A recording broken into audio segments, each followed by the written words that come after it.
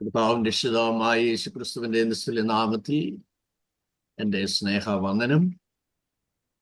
നാം ഇന്ന് 27ാമത്തെ ദിവസവും ദൈവത്തിന്റെ വചനം പഠിക്കേണ്ടതിനായിട്ട് നാം എത്തിയിരിക്കുന്നുണ്ട്. നമ്മുടെ ദൈവത്തിന്റെ വലിയ കൃപ കൊണ്ടും കരുണ കൊണ്ടും ദയ കൊണ്ടും വിശ്വസ്തത കൊണ്ടും നമുക്ക് മുടങ്ങാതെ ദൈവത്തിന്റെ വചനം പഠിക്കുവാനായിട്ട്, നമുക്ക് ഒരുമിച്ച് ചിന്തിക്കുവാനായിട്ട് കർത്താവ് നമുക്ക് അവസരം നൽകിയല്ലോ. 2-ാം അധ്യായം 20ാമത്തെ വാക്യം നെഹമ്യാവിന്റെ പുസ്തകത്തെ ആസ്പദമാക്കിയാണല്ലോ നാം കുറിവാക്യമായി എടുത്തിരിക്കുന്നതും.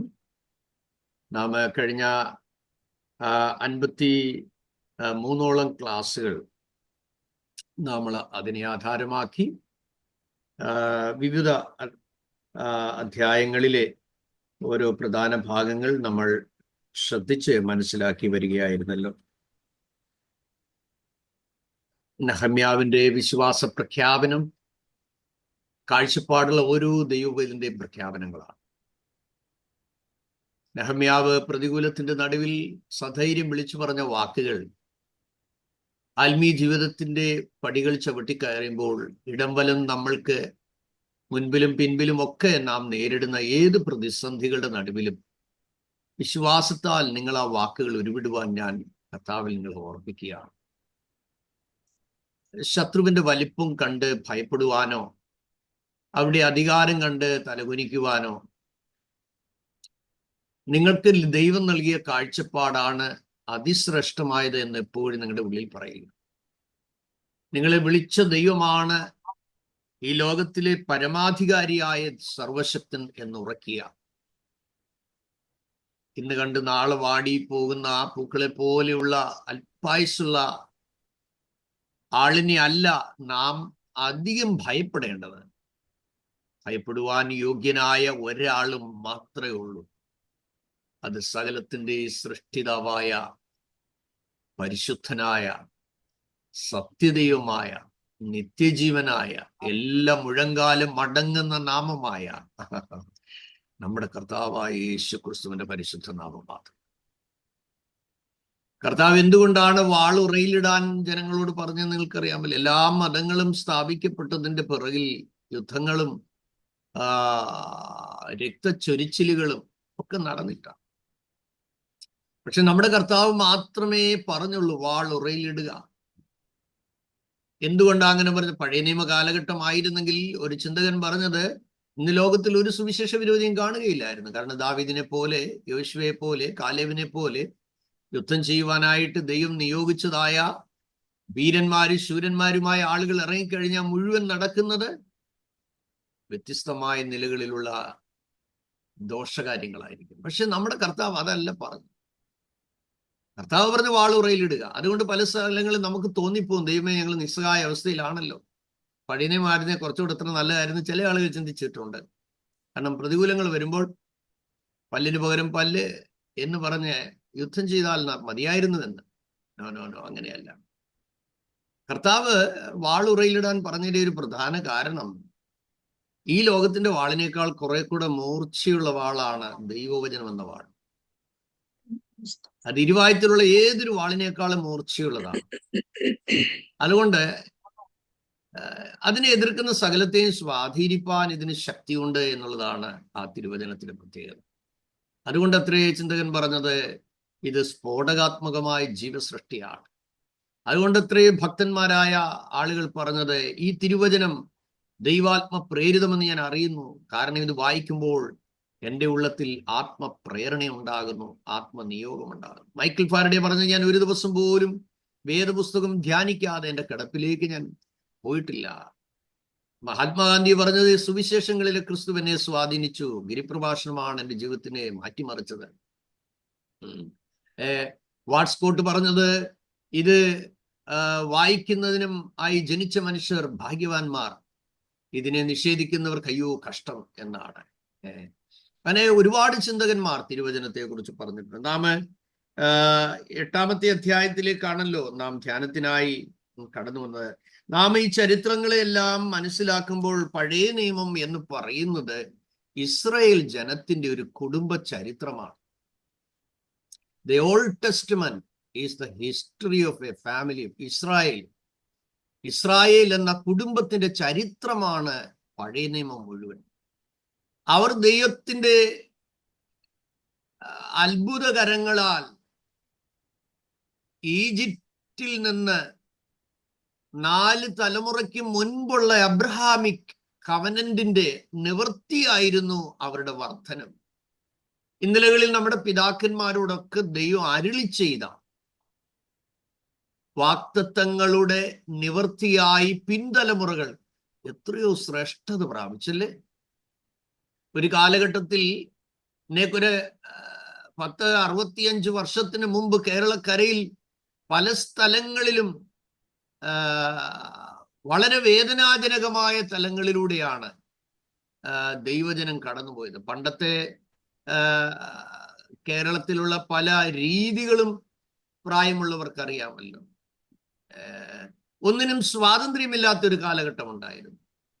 സ്ത്രീകൾക്ക് അവരുടെ മാറുമറയ്ക്കാൻ കഴിയില്ലായിരുന്നു. അങ്ങനെ മറയ്ക്കണമെന്നുണ്ടെങ്കിൽ അതിന് മുലക്കരം എന്ന് പറയുന്ന കരം കൊടുക്കേണ്ട കാലം ഉണ്ടായിരുന്നു. പുരുഷന്മാർക്ക് മീശ വയ്ക്കാൻ പറ്റില്ല. അങ്ങനെ വെച്ചാൽ മീശക്കരം കൊടുക്കണമായിരുന്നു. അപ്പൊ എന്തെല്ലാം നിയമങ്ങൾ ഉണ്ടായിരുന്നു. പക്ഷെ സുവിശേഷത്തിന്റെ വ്യാപ്തി, മിഷണറിമാരുടെ പ്രവർത്തനങ്ങൾ ഒക്കെ കേരളത്തിൽ വന്നതോടുകൂടി മിഷണറിമാർ വന്ന് ഇംഗ്ലീഷ് മീഡിയം സ്കൂളുകൾ ആരംഭിച്ചു. പല കാര്യങ്ങൾ ആരംഭിച്ചതോടുകൂടി ഭാരതത്തിൽ ആ സംസ്കാരം തന്നെ മാറിമറിഞ്ഞു. അറിവുള്ളവരായി, വിദ്യാഭ്യാസമുള്ളവരായി, പരിജ്ഞാനമുള്ളവരായി, വിവേകമുള്ളവരായി, സൊസൈറ്റിയിൽ വാല്യുബിളായിട്ടുള്ള കാര്യങ്ങൾ അവർ അക്സെപ്റ്റ് ചെയ്യാൻ തുടങ്ങി. അങ്ങനെ സമൂഹത്തിൽ അവർ മാന്യരായി മാറിയതായിട്ടെല്ലാം നമുക്കറിയാം. പുരുഷൻ മരിച്ചാൽ സ്ത്രീയെ ആ ചിതയിലേക്ക് തന്നെ ഇടുന്ന സ്ഥിതിവിശേഷങ്ങളൊക്കെ നിർത്തിവെച്ചത് ദൈവത്തിന്റെ ദാസനായ വില്യം കേറിയുടെ പ്രവർത്തനത്താലാണ്. രാജാറാം മോഹൻ റായിയൊക്കെ ആളുകൾ ഹൈലൈറ്റ് ചെയ്യുന്നെങ്കിലും അടിസ്ഥാനപരമായിട്ടുള്ളത് ദൈവത്തിന്റെ ദാസനായിരുന്ന വില്യം കേറിയുടെ പ്രവർത്തനത്താലാണ്. നമ്മൾ തിരിച്ചു വരുന്നു.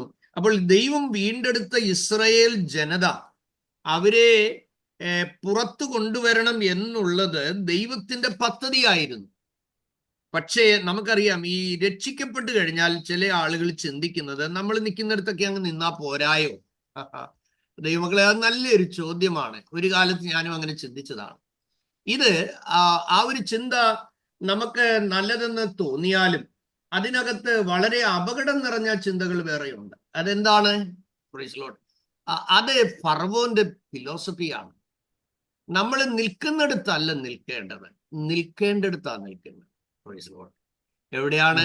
നിൽക്കുന്നിടത്തല്ല. രക്ഷിക്കപ്പെട്ട ഒരാള് നിൽക്കുന്നിടത്തല്ല നിൽക്കേണ്ടത്, നിൽക്കേണ്ട ഇടത്താണ്. അതിന് ഈ ഫറവോന്റെ പ്രത്യേകത എന്തായിരുന്നു എന്ന് ചോദിച്ചു കഴിഞ്ഞാല്, ഈ മിസ്രൈമിൽ നിന്ന് ദൈവത്തിന് വേണ്ടി വേർതിരിക്കപ്പെടലിന്റെ ചില കാര്യങ്ങൾ നമ്മൾ മനസ്സിലാക്കണം.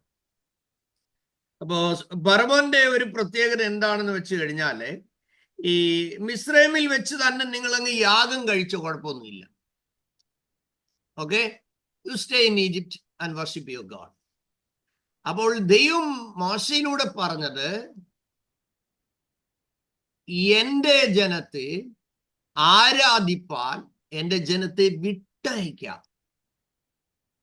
ദൈവം പറയുന്നത് മിസ്രൈമിൽ വെച്ചല്ല വർഷിപ്പ്, കാളക്കുട്ടിയുടെ ഇടയിലല്ല യാഗം കഴിക്കുന്നത്. സോ 4 തലമുറയ്ക്ക് മുമ്പ് അബ്രഹാമിനോട് പറഞ്ഞു, നിന്റെ 4ാം തലമുറക്കാരുണ്ടല്ലോ, അവരാണ് തിരിച്ചു വരാൻ പോകുന്നത്. അപ്പൊ ആഫ്റ്റർ 400 years ഇസ്രായേൽ മക്കൾ മിസ്രൈമിൽ കഴിച്ച കാലഘട്ടം 430 സംവത്സരമായിരുന്നു എന്ന് നമ്മൾ വായിക്കുന്നുണ്ട്. ഓക്കെ, 430 വർഷമാണ് ഇസ്രായേൽ മക്കൾ മിസ്രൈമിൽ കഴിച്ച അവരുടെ സമയം. അപ്പോൾ നമ്മൾ മനസ്സിലാക്കേണ്ട ഒരു കാര്യം, ഫറവോൻ ഇങ്ങനെ തന്റെ തത്വശാസ്ത്രം ഇതായിരുന്നു. എന്താണ്? നിങ്ങൾ മിസ്രൈം ദേശത്ത് വെച്ച് തന്നെ നിങ്ങളുടെ ദൈവത്തിന് യാഗം കഴിപ്പീൻ. പുറപ്പാട് 8:25 അപ്പോൾ ദൈവം ആഗ്രഹിക്കുന്നത് എന്താണ്? അവിടെ യാഗം പറ്റത്തില്ല. 8:25 പറയുന്നു, നിങ്ങൾ വന്ന് നിങ്ങളുടെ ദൈവത്തിന് മിസ്രൈം ദേശത്ത് വെച്ച് തന്നെ നിങ്ങൾ യാഗം കഴിച്ചോ, കുഴപ്പമൊന്നുമില്ല. നിങ്ങൾ ഇവിടെ നിന്ന് ആരാധിച്ചു. ചില ആൾ പറയുന്നില്ലേ, ഇവിടെ പാട്ടില്ലേ, ഇവിടെ പ്രാർത്ഥനയില്ലേ, ഇവിടെ ആത്മാവില്ലേ, അവിടെ നിന്നാ പോരെയോ? നല്ല ചോദ്യങ്ങളാണ്. Praise Lord. പക്ഷെ ദൈവമക്കളെ, നമ്മൾ തിരിച്ചറിയേണ്ട ഒരു കാര്യമുണ്ട്. ഗോതമ്പും കളയും, നല്ല മീനും ചീത്ത മീനും, ഇങ്ങനെ രണ്ട് കാര്യം കർത്താവ് പറഞ്ഞിട്ട് നിങ്ങൾ ശ്രദ്ധിച്ചിട്ടില്ലേ? മത്തായി 13:24 മുതൽ 30 വരെയുള്ള ഭാഗം, അതിന്റെ 47 മുതൽ 50 വരെയുള്ള ഭാഗങ്ങൾ. അപ്പൊ കർത്താവ് നല്ലതിനെയും തീയതിനെയും അതേ ചേർക്കാനല്ല വരുന്നത്, നല്ലതിനെ ചേർക്കാനാണ് വരുന്നത്. അപ്പൊ ഒരു സപ്പറേഷൻ, രക്ഷിക്കപ്പെട്ട് കഴിഞ്ഞാൽ രക്ഷിക്കപ്പെട്ട ആ ഒരു ജനതയുമായി, അല്ലെങ്കിൽ ജീവന്റെ പുസ്തകത്തിൽ പേരുള്ളവരുമായി, അല്ലെങ്കിൽ യേശുവിനോട് ചേർന്നവരുമായിട്ടുള്ള, അതാണ് ഫെലോഷിപ്പ് എന്ന് പറയുന്നത്. അല്ലെങ്കിൽ നമ്മുടെ കർത്താവായ യേശു ക്രിസ്തുവിന്റെ മണവാട്ടി എന്ന് പറയുന്നത്. അപ്പോൾ അവരെ ചേർക്കാനാണ് കർത്താവ് വരുന്നത്. അപ്പോൾ ദൈവം വേർപാട് വളരെ കർശനമായി ആഗ്രഹിക്കുന്നു എന്നുള്ളതാണ് നമ്മൾ ഉൽപ്പത്തി 1:4 കാണുന്നു. വെളിച്ചവും ഇരുളും തമ്മിൽ ദൈവം സെപ്പറേറ്റ് ചെയ്തു. വെളിച്ചവും ഇരുളും തമ്മിൽ സെപ്പറേറ്റ് ചെയ്തു. അപ്പൊ എന്താ അങ്ങനെ നമ്മൾ പറയുന്നതിന്റെ ഉദ്ദേശം? ഒരാൾ ദൈവപൈതലായി തീരുന്നതിന് മുമ്പ് ആ വ്യക്തി ഇരുളിലാണ് എന്ന് തിരുവെഴുത്ത് പറയുന്നു. അതുകൊണ്ടാണ് പത്രോസ്ലീഹ പറയുന്നത്, നിങ്ങളോ അന്ധകാരത്തിൽ നിന്ന് തന്റെ അത്ഭുത പ്രകാശത്തിലേക്ക് വിളിച്ചു. So separated from darkness. പിന്നെയും ആ ഇരുട്ടിൽ നമുക്ക് നിൽക്കാൻ പറ്റില്ല. അപ്പോസ്തലനായ പൗലോസ് ഇങ്ങനെയാണ് ദൈവശബ്ദം കേട്ടത്. Book of Acts chapter 26 verse 17 and 18. അപ്പോസ്തല പ്രവൃത്തി 26-ാം അധ്യായം 17-18 വാക്യങ്ങളിൽ ദൈവം പറയുകയാണ്,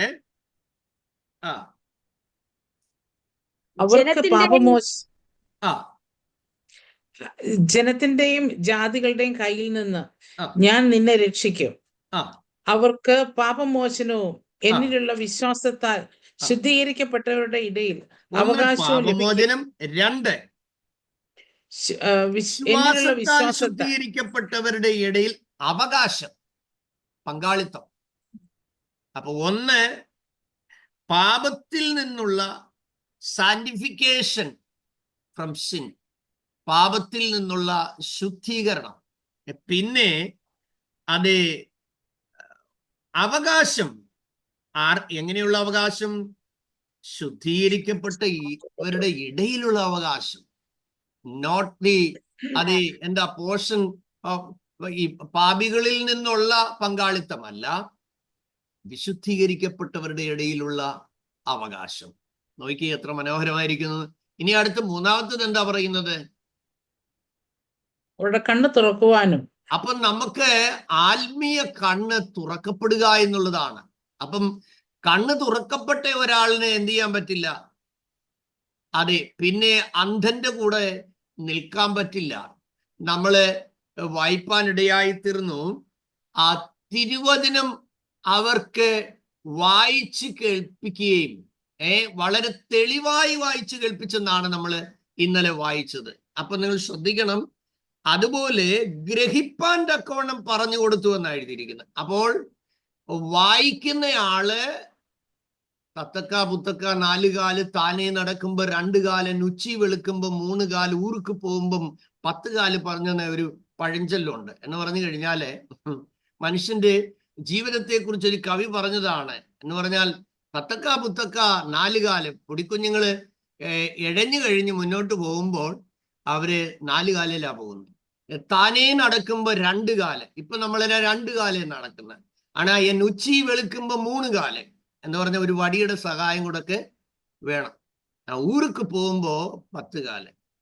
പെട്ടി കിടക്കുന്ന ആളിന്റെ 2 കാലും 2 സൈഡിൽ നിന്ന് എടുത്തോണ്ട് പോകുന്ന 4 പേരുടെ കാല്, 8 കാലോട് ചേർന്ന് 10 കാല്. ഇതാ മനുഷ്യ ജീവിതം എന്നൊരു കവി പറഞ്ഞിട്ടുണ്ട്. അപ്പോൾ ഞാൻ പറഞ്ഞു വന്ന കാര്യം എഴുതി വെച്ചോ. തട്ടക്ക പുത്തക്ക 4 കാല്, താനേ നടക്കുമ്പോ 2 കാല്, ഉച്ചി വെളുക്കുമ്പോ 3 കാല്, ഊർക്ക് പോകുമ്പോ 10 കാല്. Okay, praise Lord. ഓക്കെ, ഇതാണ് ജീവിതം. അപ്പൊ നമ്മൾ തിരുവെടുത്ത ആളുകളോട് പറഞ്ഞു കൊടുക്കുമ്പോൾ തെളിവായി വായിക്കണം എന്ന് പറഞ്ഞു കഴിഞ്ഞാൽ അക്ഷരസ്ഫുടതയോട് വായിക്കണം. നിന്നെയും കൊല്ലും ഞാനും ചാവും എന്നുള്ള സ്പീഡിലൊന്നും വായിക്കരുത്. വിഭ്രമരാഗത്തിലൊന്നും വായിക്കരുത്. നമ്മൾ വായിക്കേണ്ടത് നശിപ്പിക്കരുതേ എന്ന രാഗത്തിൽ തന്നെ വായിക്കണം. ഓക്കെ, കൃത്യത ഉണ്ടായിരിക്കണം, തെളിവായി വായിച്ചു കേൾപ്പിക്കണം. ഇനി ഗ്രഹിപ്പാൻ തക്കണം അത് പറഞ്ഞും കൊടുക്കണം. മനസ്സിലായോ? അപ്പോൾ ഈ ഗ്രഹിപ്പാൻ തക്കവണ്ണം പറഞ്ഞു കൊടുക്കണമെങ്കിൽ എങ്ങനെയാ? ഈ പറഞ്ഞു കൊടുക്കുന്ന ആൾ ആദ്യം ഗ്രഹിക്കണം. പറഞ്ഞു കൊടുക്കുന്ന ആള് ഗ്രഹിച്ചേ പറ്റൂ. കർത്താവ് പറഞ്ഞു, കുരുടനെ വഴികാട്ടിയാൽ രണ്ടുപേരും കുഴി വീഴും. സ്തോത്രം. അപ്പോൾ കേൾക്കുന്ന ആള് ശ്രദ്ധിച്ച് ഗ്രഹിപ്പാൻ മനസ്സോടിരിക്കണം.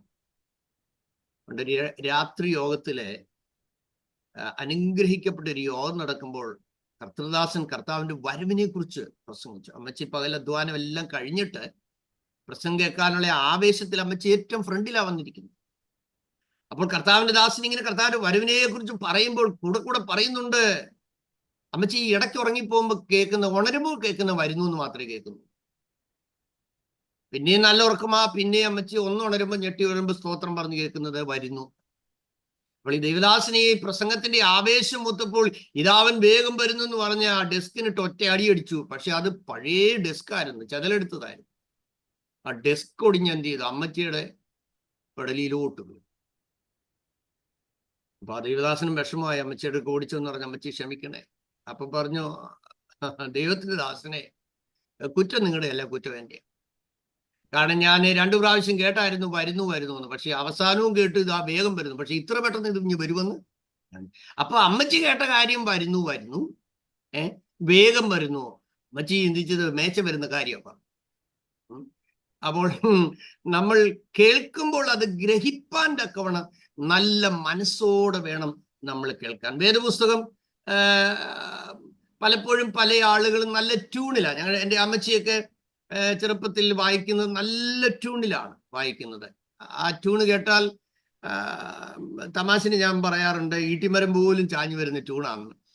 പക്ഷെ ഒന്നും മനസ്സിലാകത്തില്ല, ഒന്നും പിടികിട്ടത്തില്ല. അവിടെ നമ്മൾ ദൈവത്തിന്റെ വചനം വായിക്കുമ്പോഴേ ഗ്രഹിപ്പാൻ തക്കോണം നല്ല വൃത്തിയായ രീതിയിൽ ആളുകൾക്ക് മനസ്സിലാകുന്ന രീതിയിൽ തന്നെ നമ്മൾ എന്ത് ചെയ്യണം? കാര്യങ്ങൾ പറഞ്ഞു കൊടുക്കണം. ശ്രദ്ധിക്കുക, ഇവിടെ നമ്മൾ കാണുന്നത് അവരുടെ കണ്ണ് തുറപ്പാൻ പൗലോസിനോട് ദൈവം പറയുകയാണ്, അവരെ എനിക്ക് പാപത്തിൽ മോചിക്കണം, വിശുദ്ധന്മാരുടെ ഇടയിൽ എനിക്ക് അവകാശം കൊടുക്കണം, പിന്നെ അവരെ എന്ത് ചെയ്യണം? എനിക്ക് അവരുടെ കണ്ണ് തുറക്കണം. കണ്ണ് തുറന്നാൽ മാത്രമേ നമുക്ക് വേണ്ടി ദൈവം ചെയ്തത് കാണാൻ പറ്റൂ. നമ്മളുടെ കണ്ണ് തുറന്നുകൊണ്ടല്ലേ ഈ ദിവസങ്ങളിൽ തിരുവെഴുത്ത് ഇത്ര മഹത്വമുള്ളതായിരുന്നു എന്ന് കണ്ടത്. Praise God. ഇതൊക്കെ ഒരു ആത്മീയ ഭാഷയാണ് ദൈവമക്കളെ. ഈ ആത്മീയ ഭാഷ പിതാവ് ആകർഷിച്ചവർക്ക് മാത്രമേ അത് നടക്കത്തുള്ളൂ. റൈറ്റ്? പുത്രൻ രൂപാന്തരപ്പെടുത്തുന്നവർക്ക് മാത്രമേ അത് മനസ്സിലാക്കാൻ പറ്റത്തുള്ളൂ. പരിശുദ്ധാത്മാ പാപത്തെക്കുറിച്ചും നീതിയെക്കുറിച്ചും ന്യായവിധിയെക്കുറിച്ചും ബോധം വരുത്തിയെങ്കിൽ ഇത് തിരിച്ചറിയാനൊക്കെ. സ്തോത്രം. ചില ആളുകൾ പറയും, എൻ്റെ പൊന്നു പാസ്റ്ററെ, എനിക്കും ഈ സത്യത്തിലും ആത്മാവിലും ഒക്കെ ആരാധിക്കണമെന്നുണ്ട്, സ്നാനപ്പെടണമെന്നുണ്ട്, പരിശുദ്ധാത്മാവിഷയമൊക്കെ പ്രാപിക്കണമെന്നുണ്ട്. പക്ഷേ ഈ നമ്മുടെ കൂടുള്ളവരെയൊക്കെ ഓർക്കുമ്പോഴേ ഒന്ന് വിട്ടുവരാനായിട്ട് വലിയ പാടാ. ചോദ്യം, നമുക്കൊരു ഓക്സിജന്റെ ആവശ്യം വന്ന വെന്റിലേറ്ററെ കിടക്കുകയാണെന്ന് ഇരിക്കട്ടെ, മറ്റവരാരെങ്കിലും വന്ന് കൂടെ കിടക്കും. എൻ്റെ കുഞ്ഞ് വെന്റിലേറ്റർ, ഞാനും കൂടെ പോയി വെന്റിലേറ്ററിലൊന്ന് ഇല്ല. തമ്പുരാനെ വിളിക്കുക, സാറാമേ നീഞ്ഞു പോരെ. ശ്യാമയിലൂടെ വരുവോ? വരത്തില്ല. ഓരോരുത്തരെ വിളിക്കുമ്പോ അവരവര് പോയേ പറ്റും. പാട്ടുകാരൻ പറഞ്ഞിട്ടുണ്ട്, എന്താ? വിട്ടകലും നീ ഒരു നാളിൽ ഉണ്ടെന്നു തോന്നുന്ന സകലത്തെയും എന്ന് പറഞ്ഞാൽ എന്തുവാ? ഈ നമുക്കുള്ളതിനേക്കാൾ എത്രയോ മടങ്ങ് തോന്നലും കൂടുതലല്ലേ? അതെ, അതും കൂടെ വിട്ടേച്ചു പോകുന്നാ പറഞ്ഞത്. മനസ്സിലായേ? വിട്ടകലും നീ ഒരു നാളിൽ ഉണ്ടെന്നു തോന്നുന്ന സകലത്തെയും. സഹോദരങ്ങളെ, അടുത്ത ദിവസം ആ കർത്താവ് വരുന്നെന്നിരിക്കട്ടെ, അല്ലെ ഇന്നത്തെ ദിവസം കൂടെ ഉള്ളൂ നമ്മുടെ ജീവിതം. ഡി.എൽ. മൂഡിയോട് ചോദിച്ചു, 3 ദിവസം കഴിയുമ്പത്തേന് നീ മരിച്ചു പോകും, അല്ലെ കർത്താവ് നിന്നെ വിളിക്കാൻ പോവുകയാണ് എന്ന് നിനക്ക് ബോധ്യമായാൽ നീ എന്ത് ചെയ്യും? അദ്ദേഹം പറഞ്ഞു, പതിവായുള്ള എൻ്റെ ശുശ്രൂഷയ്ക്ക് ഞാൻ പോകും. ഞാൻ പ്രാർത്ഥനയോടെ ദൈവത്തിന്റെ പാദപീഠത്തിൽ ഇരുന്ന് കർത്താവ് എനിക്ക് തന്ന ശുശ്രൂഷ നിശ്ചയിക്കപ്പെട്ട പട്ടണങ്ങളിൽ പോയി പ്രസംഗിച്ചിട്ട് ഞാൻ മടങ്ങി വന്ന് എൻ്റെ പ്രാർത്ഥനാ മുറിയിൽ ഞാൻ വളരെ ഒരുക്കത്തോടുകൂടി എൻ്റെ കർത്താവ് വിളിക്കുമ്പോൾ പോകാൻ ഞാൻ അവന്റെ പാദപീഠത്തിൽ കാത്തിരിക്കും. Praise the Lord. What a glorious decision and desire. Praise the Lord. ഇത് നമ്മൾ തിരിച്ചറിയണം. അതുകൊണ്ട് ഇവിടെ പറയുന്നു, ഒന്ന്, എനിക്ക് അവരെ പാപങ്ങളിൽ നിന്ന് വിടുവിക്കണം. പാപങ്ങളിൽ നിന്ന് വിടുവിക്കുവാനുള്ള പരിഹാരം through only the blood of Jesus. യേശു ക്രിസ്തുവിന്റെ രക്തത്തിന് മാത്രമേ കഴിയുള്ളൂ. ഒരിക്കൽ റെയ്നാർഡ് ബോങ്കയെ പരസ്യമായൊരു TV ഇന്റർവ്യൂവിനായിട്ട് വിളിച്ചു. യുക്തിവാദിയാണ് വിളിച്ചിട്ട് അദ്ദേഹത്തോട് പറഞ്ഞു, ബോങ്കെ, നീ യേശുവിന്റെ രക്തത്തിന്റെ ശക്തിയെ കുറിച്ച് പ്രസംഗിക്കുന്നു, യേശു ക്രിസ്തുവിന്റെ രക്തത്തിന് ശക്തി ഉണ്ടെന്ന് ഇപ്പോഴും നീ വിശ്വസിക്കുന്നു എന്ന് ഞാൻ കേൾക്കുന്നു. അദ്ദേഹം പറഞ്ഞു, യെസ്, ഞാനത് വിശ്വസിക്കുന്നു, അത് പ്രസംഗിക്കുന്നു. അപ്പോൾ അദ്ദേഹം പറഞ്ഞു, 2000 വർഷങ്ങൾക്ക് മുമ്പുള്ള മനുഷ്യന്റെ ജീവിതത്തെക്കാൾ എത്രയോ മടങ്ങ് അധികം മ്ലേച്ഛതയിലാണ് ഇന്ന് ഈ ലോകം വഷളായിക്കൊണ്ടിരിക്കുന്നത്. അതുകൊണ്ട് യേശുവിന്റെ രക്തത്തിന് ശക്തിയില്ല എന്ന യുക്തിവാദി പറഞ്ഞു.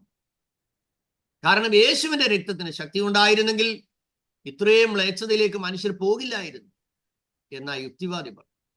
അപ്പോൾ റെയ്നാർഡ് ബോങ്കയെ പ്രാർത്ഥനയോടെ യുക്തിവാദിക്ക് മറുപടി കൊടുക്കാൻ ഇങ്ങനെ ഇരിക്കുമ്പോൾ ദൈവം ഒരു ആശയം തന്റെ ഉള്ളിൽ കൊടുത്തു. നമുക്കറിയാം, കർത്താവ് പറഞ്ഞിട്ടുണ്ട്, ആർക്കും എതിർപ്പാനും കഴിയാത്ത വാക്ക് ഞാൻ നിങ്ങൾക്ക് തരും.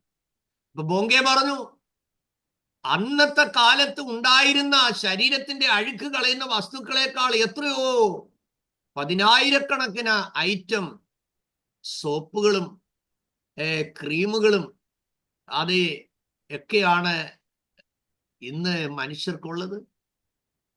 പക്ഷെ എന്തുകൊണ്ട് ഇപ്പോഴും മനുഷ്യർക്ക് അഴുക്കാകുന്നു? അദ്ദേഹം പറഞ്ഞു, സോപ്പ് കമ്പനിയിൽ ഒരുത്തൻ വർക്ക് ചെയ്താൽ അവന്റെ ശരീരത്ത് അഴുക്ക് പോകത്തില്ല. മനുഷ്യന്റെ ശരീരത്ത് അഴുക്ക് പോകണമെങ്കിൽ ആദ്യം നീ ആ സോപ്പ് എടുക്കണം, എന്നിട്ട് നിന്റെ ശരീരത്ത് അപ്ലൈ ചെയ്യണം. അപ്പോഴാണ് കഴുകൽ നടക്കുന്നത്. Praise God. യേശുവിന്റെ രക്തം വീണാൽ ഇളകാത്ത ഒരു പാപക്കറയും ഇല്ല ദൈവമക്കൾ. എഴുതി വെച്ചോ, യേശുവിന്റെ രക്തം വീണാൽ ഇളകാത്ത ഒരു പാപക്കറയും ഇല്ല.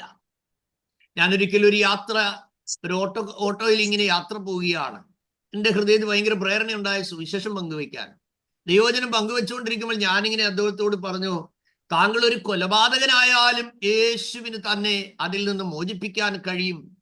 അങ്ങനെ ജീവിതത്തിൽ പറ്റിയിട്ടുണ്ടെങ്കിൽ ക്ഷമിക്കും. എനിക്കറിയത്തില്ല ഇതൊന്നും. പക്ഷേ സുവിശേഷം പങ്കുവെച്ചുകൊണ്ടിരിക്കുമ്പോൾ ആത്മനിയോഗത്തിൽ പറയുക. പെട്ടെന്ന് അദ്ദേഹം വണ്ടി ഒരു സൈഡിലോട്ട് അങ്ങ് നിർത്തി. ഞാൻ പേടിച്ചു പോയി. പെട്ടെന്ന് നിർത്തി. ഇനി നമുക്കിട്ട് വല്ലതും തരാൻ വേണ്ടിയാണോ എന്നും ചിന്തിക്കാതിരുന്നില്ല.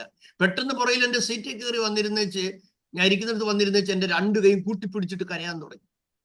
ഞാൻ ചോദിച്ചു, എന്ത് പറ്റി? പറഞ്ഞു, ഞാൻ ഒരുപാട് വർഷങ്ങൾക്ക് മുമ്പ് ഇങ്ങനെ ഒരു അബദ്ധത്തിൽ ഞാൻ പെട്ടുപോയി. സ്തോത്രം. സുവിശേഷം പറഞ്ഞപ്പോൾ എൻ്റെ ഹൃദയം തകരുന്നു. എനിക്ക് ആ കുറ്റബോധമുണ്ട്. സ്തോത്രം. ഞാൻ അദ്ദേഹത്തെ മുമ്പ് കണ്ടു പരിചയമില്ല. അപ്പോൾ അദ്ദേഹം കർത്താവിനെ രക്ഷകനായി സ്വീകരിപ്പാനിടയായി. അദ്ദേഹത്തിന് പേര് പറയത്തില്ല, വണ്ടി നമ്പർ പറയത്തില്ല, പിന്നെ ഞാൻ കണ്ടിട്ടുമില്ല. ഞാൻ പറഞ്ഞു വന്ന കാര്യം, ഗോസ്പൽ ഷെയർ ചെയ്തപ്പോൾ, യേശുവിന്റെ രക്തത്തിന്റെ ശക്തിയെ കുറിച്ച് സംസാരിച്ചപ്പോൾ അകത്ത് കെട്ടിക്കിടന്നതായ കുറ്റബോധമെല്ലാം പുറത്തു വന്ന് കൺഫസ് ചെയ്തവരെ റിലീസ് ചെയ്യാനിടയായിട്ടുണ്ട്. ചില ആളുകൾക്ക് ഒരു തെറ്റായ ചിന്തയുണ്ട്. ഞാൻ രക്ഷിക്കപ്പെടുന്നതിന് മുമ്പ് ചില നേർച്ചകൾ വേളാങ്കണ്ണി പറഞ്ഞു, മണർകാട്ട് പറഞ്ഞു, വെട്ടുകാട് പറഞ്ഞു, അങ്ങനെ ചില സ്ഥലങ്ങളിലൊക്കെ ചില നേർച്ചകൾ ഞാൻ പറഞ്ഞു. അപ്പൊ ഞാൻ അതും കൂടി ഇനി കഴിഞ്ഞേച്ച് സ്നാനപ്പെട്ട പോരായോ എന്ന്. ദൈവമക്കളെ, നമ്മൾ തിരിച്ചറിയണം. നമ്മുടെ കണ്ണ് തുറന്നു കഴിയുമ്പോഴേ വഴിയാന്നോ കുഴിയാന്നോ എന്ന് തിരിച്ചറിയത്തുള്ളൂ. മനസ്സിലാകുന്നുണ്ടല്ലോ. ചിലർ പറയും, നമ്മൾ സത്യം വന്നാലും ഛേദം വന്നാലും ഛേദം മാറാത്തവരായിരിക്കണം. സത്യം ചെയ്തിട്ട് ഛേദം വന്നാലും മാറാത്തവനായിരിക്കണം.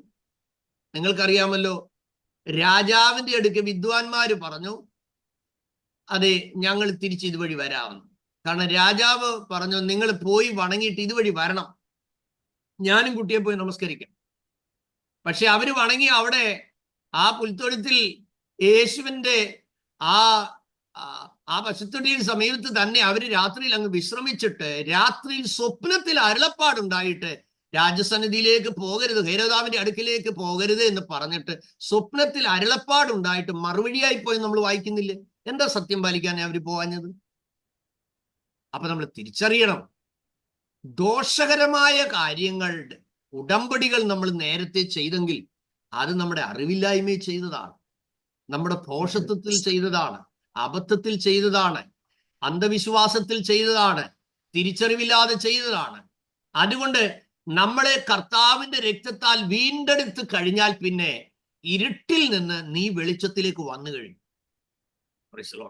പിന്നെ അടുത്ത നമ്മൾ വായിക്കുന്ന എന്താണ്? കണ്ണ് തുറപ്പാനും ഇരുട്ടിൽ നിന്ന് വെളിച്ചത്തിലേക്കും, പിന്നെന്താ?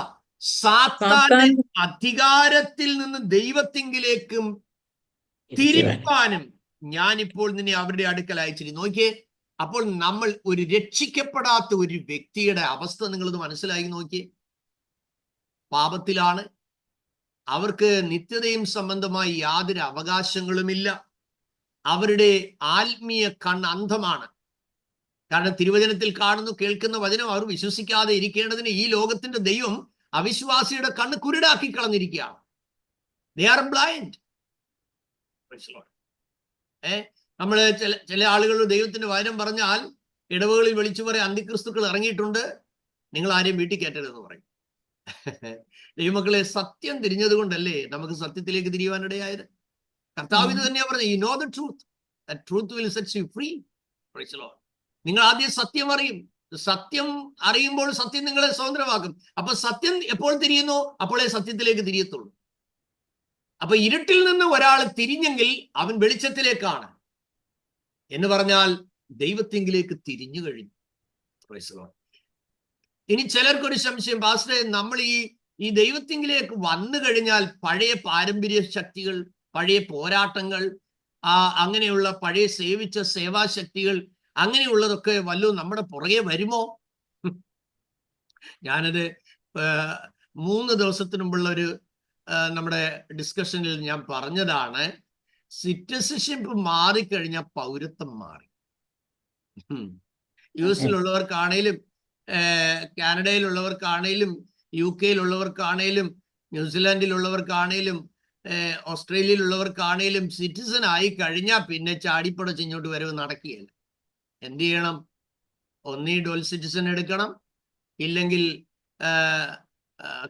ഇവിടത്തേക്കുള്ള കാർഡ് എടുക്കണം, അല്ലെങ്കിൽ ഇവിടുന്ന് അങ്ങോട്ട് പോകാൻ അപ്ലൈ ചെയ്തതിനേക്കാൾ കഷ്ടമാണ് ഇങ്ങോട്ട് വരാൻ വേണ്ടി അപ്ലൈ ചെയ്യണം എന്ന് പറഞ്ഞു കഴിഞ്ഞാൽ അവർ പറയുന്നത് എന്താണ്? ഇനി നീ വിട്ടുപോകുന്ന രാജ്യത്തിനുള്ളതല്ല, എന്റെ രാജ്യത്തിന്റെ അംഗമാണ്, അതുകൊണ്ട് നിന്നെ വിട്ടുകൊടുക്കാൻ അങ്ങനെ പറ്റില്ല, നിനക്ക് പോണേ ഞാൻ പെർമിഷൻ തരണം. ഇതാ ശിമോനോട് പറഞ്ഞത്. ശിമോൻ യേശുവിനെ ഫോളോ ചെയ്ത് കഴിഞ്ഞപ്പോൾ പിശാചിന് കാണാനേ പറ്റുന്നുള്ളൂ, ഡയറക്റ്റ് കയറി തൊടാൻ പറ്റുന്നില്ല. പിടികിട്ടുന്നുണ്ടോ നിങ്ങൾക്ക്?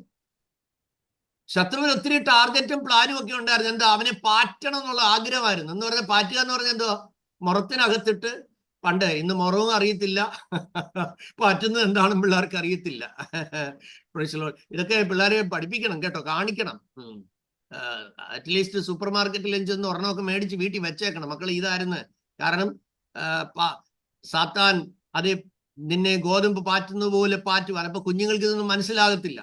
അല്ലെങ്കിൽ സൺഡേ സ്കൂളിന് അന്നവസ്ത്രാദി നന്മകൾ എന്ന പാട്ട് കേട്ടപ്പോൾ കുസൃതി ചെറുക്കൻ അപ്പച്ചനോട് ചോദിച്ചുമോ, അപ്പച്ചാ എന്നാ ഈ അന്നവസ്ത്രാദി നന്മയെന്ന്? അപ്പച്ചനും അറിയത്തില്ല. പക്ഷെ അപ്പച്ചൻ മിടുക്കനാ, അപ്പച്ചൻ പറഞ്ഞു കൊടുത്തു അത് അങ്ങേലെ പിന്നെ അന്നാമ്മയുടെ ചട്ടം മുണ്ടുവാൻ മോനെ എന്ന് പറഞ്ഞു. അപ്പൊ ഇതുപോലെ ദുർവ്യാഖ്യാനങ്ങൾ കൊടുക്കേണ്ടി വരും. ഓക്കെ, അപ്പോൾ മുറത്തിനകത്ത് ഇച്ചിരി ഗോതമ്പൊക്കെ മേടിച്ചിട്ടേച്ച് പാറ്റി കാണിക്കണം എന്ന് പറഞ്ഞു കഴിഞ്ഞാൽ പാറ്റിക്കളയാ എന്ന് പറയുമ്പോൾ ഇതിനെ മുറത്തിൽ നിർത്തത്തില്ല. ഒരു കഷ്ടം കഴിഞ്ഞ് ഒത്തിരി ആശ്വാസം എന്ന് പറഞ്ഞ് മുറത്തിലേക്ക് വരുമ്പോഴാക്കി വീണ്ടും അടുത്ത പാറ്റ്. മനസ്സിലായോ? നിലത്ത് നിർത്താതെ വണ്ണം, സ്വസ്ഥത തരാതെ വണ്ണം, സമാധാനം തരാതെ വണ്ണം, ആശ്വാസം തരാതെ വണ്ണം നീറ്റാൻ വേണ്ടി പിശാച് ടാർഗറ്റ് ചെയ്ത് വന്നപ്പോൾ ബൗണ്ടറിക്കകത്ത് കയറാൻ പറ്റുന്നില്ല. കാരണം എന്താ? യേശുവിന്റെ കൂടെ നടക്കുന്ന ആളുകളെ മുഴുവൻ യേശുവിന്റെ പ്രസൻസ് കവർ ചെയ്തിട്ടിരിക്കുകയാണ്.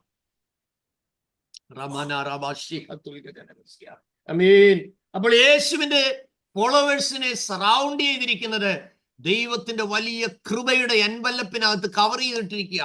ഇസ്രായേൽ മക്കൾ മരുഭൂമിയിലായിരുന്ന സമയത്ത് 40 ലക്ഷത്തോളം വരുന്ന മഹാപുരുഷാരമെന്ന് വേദശാസ്ത്രികൾ പറയുന്നു.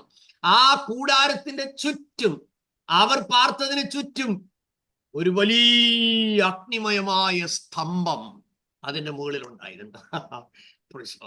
രാവിലെ സമയം താഴ്മയോട് പറയട്ടെ, നമ്മുടെ കർത്താവിനെ അനുഗമിപ്പാൻ നമുക്ക് ഭാഗ്യം നൽകി.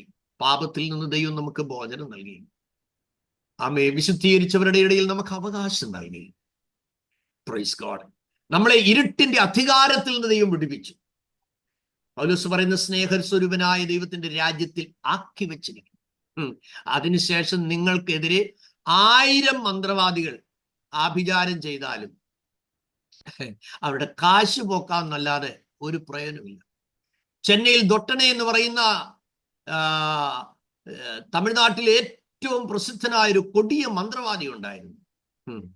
അദ്ദേഹത്തിന്റെ പെങ്ങളുടെ മകൾ പെന്തക്കോസ് അനുഭവത്തിൽ വന്നു.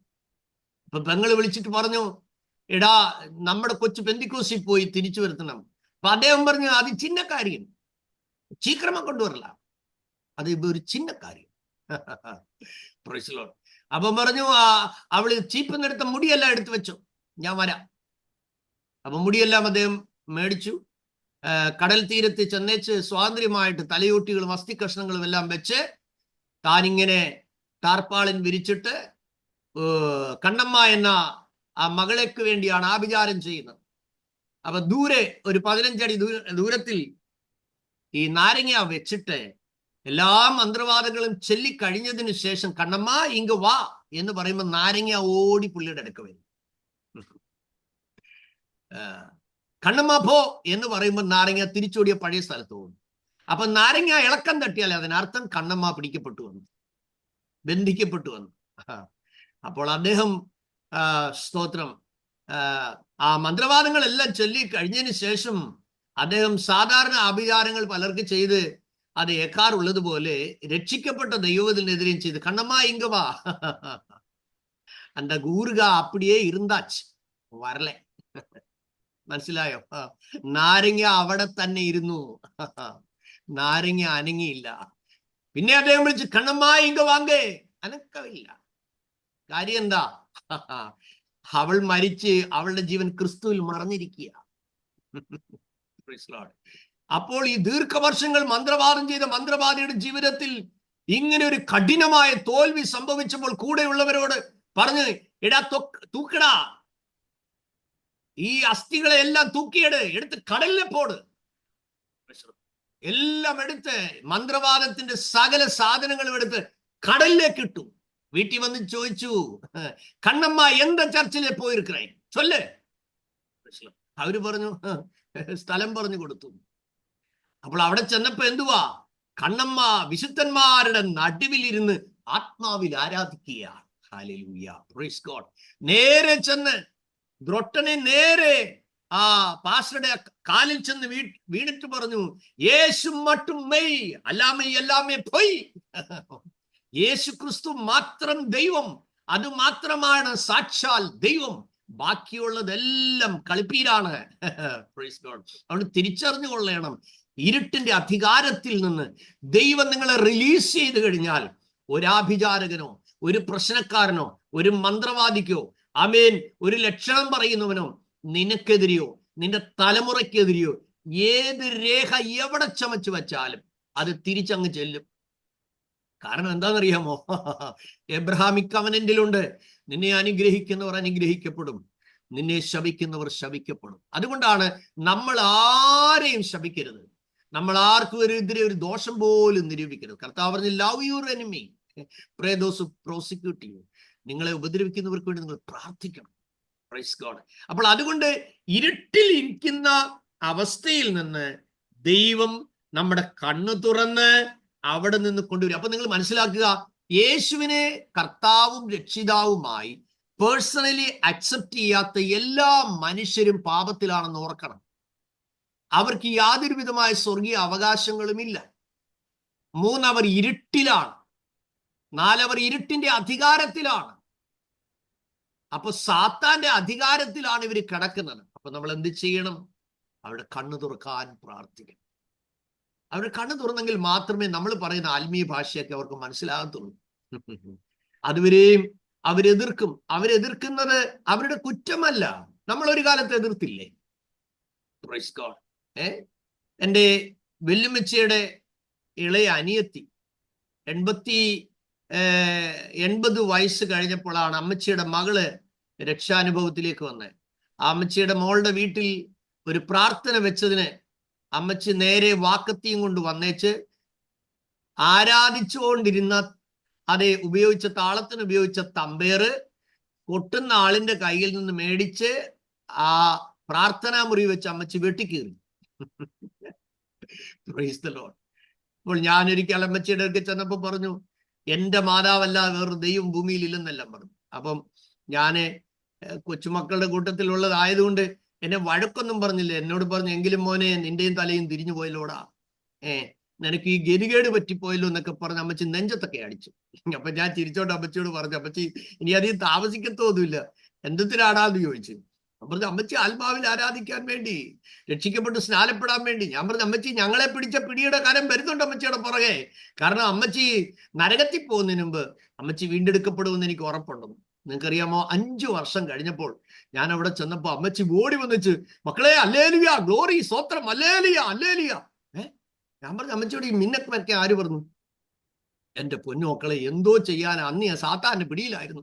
ഇപ്പൊ ഞാൻ ദൈവത്തിന്റെ കുഞ്ഞാ, മോനറിയാമോ? പിന്നെ അമ്മച്ചിയുടെ സാക്ഷ്യമാണ്. അപ്പൊ ഞാൻ ചോദിച്ചു, ഈ തമ്പേറ് വെട്ടിക്കേറിയ കത്താൾ ഇപ്പോഴും കയ്യിലിരിപ്പുണ്ടോ? മോനെ, അത് ഓർക്കുമ്പോ സങ്കടമാ. ദൈവം എന്നോട് ക്ഷമിച്ചു മോനെ. ഞാനങ്ങ് കർത്താപ്പച്ചന്റെ സന്നിധിയിൽ അങ്ങ് വീഴുവാ ഇപ്പൊ. കാരണം എളിയവൾക്ക് അതൊന്നും അറിയത്തില്ല. തിരിച്ചറിയുക. അപ്പോൾ ഇരുട്ടിലായിരുന്നാൽ ഇരുട്ടിന്റെ അധികാരമാണ്. ഇരുട്ടിന്റെ അധികാരം ഇരിക്കുമ്പോൾ അതിന്റെ പ്രവർത്തികൾ മാത്രമേ നടക്കുകയുള്ളൂ. അതുകൊണ്ട് നമ്മൾ തിരിച്ചറിയണം, നമ്മളെ ദൈവം തമ്പുരാൻ വിളിച്ചു വേർതിരിച്ചാൽ അതിന് ദൈവം ആഗ്രഹിക്കുന്നത് എന്താണ്? വെളിച്ചം ഇരുളും തമ്മിൽ വേർതിരിക്കുന്നത് പോലെ രക്ഷിക്കപ്പെട്ട് കഴിഞ്ഞാൽ രക്ഷിക്കപ്പെട്ടവരുമായുള്ള ഒരു കൂട്ടായ്മ എന്ന് പറയുന്നത് ഒരു വളരെ ഇമ്പോർട്ടൻ്റ് ആയിട്ടുള്ള കാര്യമാണ്. രണ്ടാമത്തെ നമ്മൾ ചിന്തിക്കുന്നത് ഉൽപ്പത്തി 1:6 മുതൽ 8 വരെ നമ്മൾ കാണുന്നത് എന്താണ്?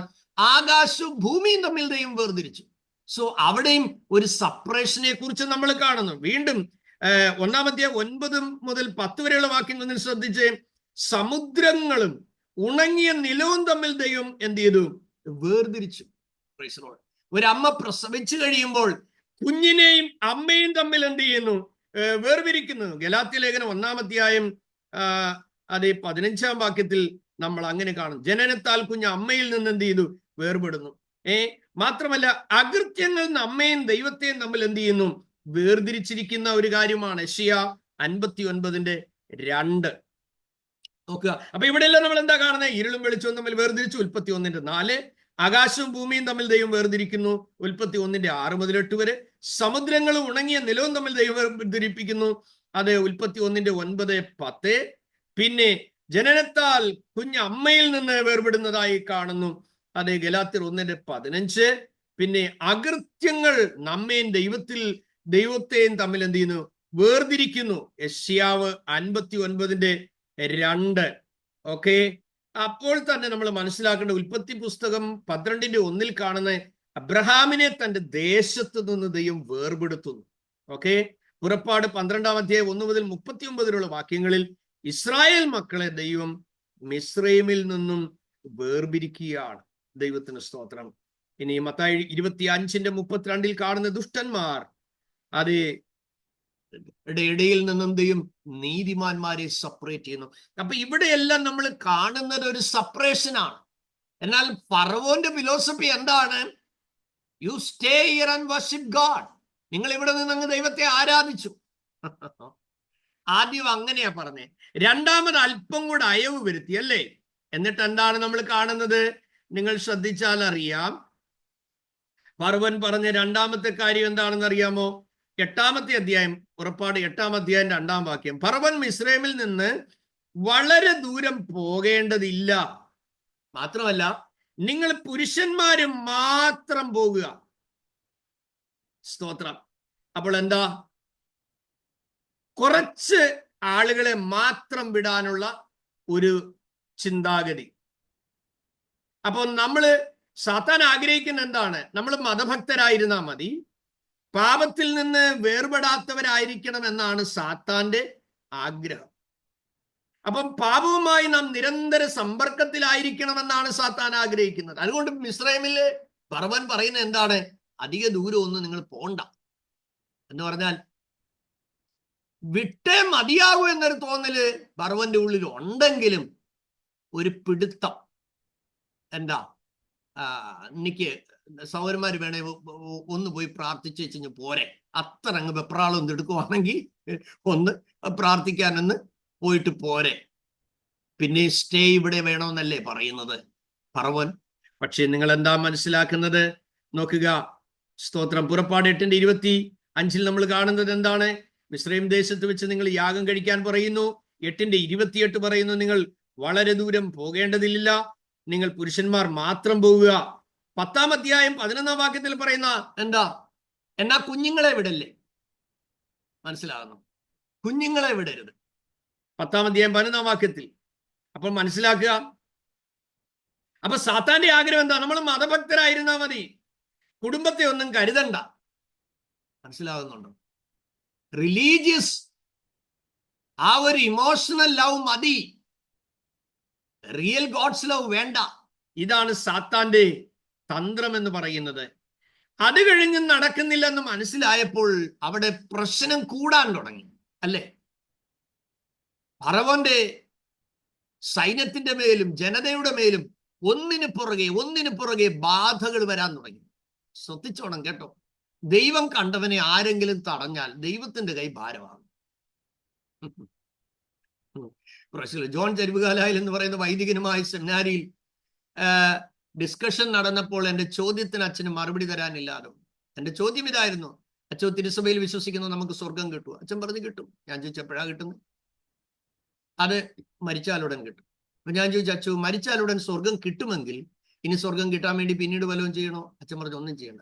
ഞാൻ പറഞ്ഞു, എൻ്റെ വല്യപ്പച്ചൻ മരിച്ചിട്ട് വർഷങ്ങളായല്ലോ, എല്ലാ വർഷവും 3 മേൽ കുർബാന ചെല്ലുന്നുണ്ട്, ചാകാത്ത പുഴുവിൽ നിന്നും കെടാത്ത അഗ്നിയിൽ നിന്ന് നിന്റെ ദാസനെ അബ്രഹാം പിതാവിന്റെ മടിയിൽ കയറ്റണമേ എന്ന് പ്രാർത്ഥിക്കും. അതിനർത്ഥം എൻ്റെ വല്യപ്പച്ചൻ പോയി കിടക്കുന്ന എവിടാന്ന് അച്ഛൻ പറഞ്ഞാട്ടെ. ഞാൻ പറഞ്ഞു കഴിഞ്ഞ വർഷം പ്രാർത്ഥിച്ച, അപ്പൊ സഭ വിട്ടത് എവിടെയാ? നരകത്തില. അതുകൊണ്ടല്ലേ നരകത്തിൽ സ്വർഗത്തിലേക്ക് കയറാൻ പ്രാർത്ഥിക്കേണ്ടി വരുന്നത്. രണ്ടാമത്തെ ചോദ്യം ഞാൻ ചോദിച്ചു, അച്ചോ വർഷങ്ങളായി ഇങ്ങനെ പ്രാർത്ഥിക്കുക, അപ്പൊ ഓരോ പ്രാർത്ഥനയുടെ അർത്ഥം എങ്ങനെയാ? കയറിയില്ലെന്നല്ലേ? മാർ ക്രിസ്റ്റോസും തിരുമേനി ഒരു ഫലിതം പറഞ്ഞത് ഞാൻ ഓർക്കുന്നു. ഇങ്ങനെ എല്ലാ വർഷവും അപ്പച്ചനെ സ്വർഗത്തിൽ കയറ്റാൻ വേണ്ടിയുള്ള കുർബാനകൾ ചെല്ലുന്ന കർമ്മത്തിന്റെ സമയമായപ്പോൾ വലിയ ചെലവുള്ള കാര്യമാണ്. 10-20 വർഷമായിട്ട് ചെയ്യുക. അപ്പോൾ തൻ്റെ മകൻ ഇങ്ങനെ കാർമ്മികനോടൊരു ചോദ്യം ചോദിച്ചു.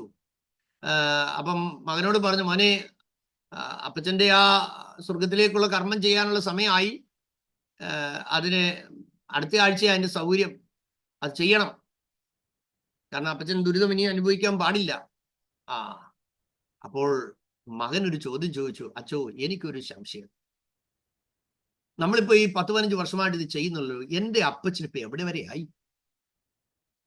അപ്പോൾ വൈദികൻ പറഞ്ഞു, മോനെ, അത് സ്വർഗരാജ്യത്തിന്റെ ഏകദേശം പടിയോളം അടുത്തെന്ന് പറഞ്ഞു. അപ്പോഴേക്ക് ഇദ്ദേഹം രക്ഷിക്കപ്പെട്ടെന്ന അതിനകത്തുള്ള ഒരു ചരിത്രം പറഞ്ഞു. ഇനി അച്ഛൻ ഒന്നുകൊണ്ടും വിഷമിക്കേണ്ട, ആ പടിവാതിക്കലാണെങ്കിൽ അപ്പച്ചൻ അങ്ങ് കയറിക്കോളും. പടിവാതിക്കലോളം എത്തിയെങ്കിൽ ഇനി അപ്പച്ചൻ എന്ത് ചെയ്തോളും? കയറിക്കോളും. ഇനി നമ്മളൊന്നും ചെയ്യണ്ട. സഹോദരങ്ങളെ, ഫറവോന്റെ പദ്ധതി എന്ന് പറയുന്നത് ആരാധിക്കാൻ വിടരുത്. സ്തോത്രം. ദൈവത്തിന്റെ പദ്ധതി എന്താണ്? എൻ്റെ മകനെ ആരാധിക്കാൻ വിടുവീൻ എന്നാണ്. നോക്കുക, ഇനി നിങ്ങൾ ശ്രദ്ധിക്കുക, 10-ാമത്തെ അധ്യായം 11-ാം വാക്യത്തിൽ നമ്മൾ കാണുന്നത് എന്താണ്? കുടുംബത്തെ കൊണ്ടുപോകണ്ട എന്ന് പറയുന്നു. അവസാനം കുടുംബത്തെ വിടാൻ തീരുമാനിച്ചു കഴിഞ്ഞപ്പോൾ 10-24 പറയുന്നത് എന്താണ്? നിങ്ങൾ എല്ലാവരും പൊയ്ക്കോ, പക്ഷെ ഒരു കാര്യം, സമ്പത്തല്ല ഇവിടെ കിടക്കട്ടെ. മനസ്സിലായോ? അപ്പോൾ നമ്മളെ ദൈവം ആഗ്രഹിക്കുന്ന അളവിൽ മുന്നോട്ട് ഇറങ്ങിയെങ്കിൽ മാത്രമേ നിങ്ങൾക്ക് കരയിലും വെള്ളത്തിലും കൂടെ കാലുവെച്ച് മുന്നോട്ട് പോകാൻ കഴിയില്ല. ഇതാണ് ഏലിയാവ് ജനത്തോട് പറഞ്ഞത്. നിങ്ങൾ എത്രത്തോളം ഇരു തോണിയിൽ കാലുവെക്കും?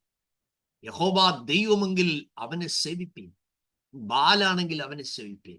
പക്ഷെ തീ കൊണ്ട് ഉത്തരമരുളുന്നവനാണ് യഥാർത്ഥ ദൈവമെന്ന് അത് വെളിപ്പെട്ടു വരും.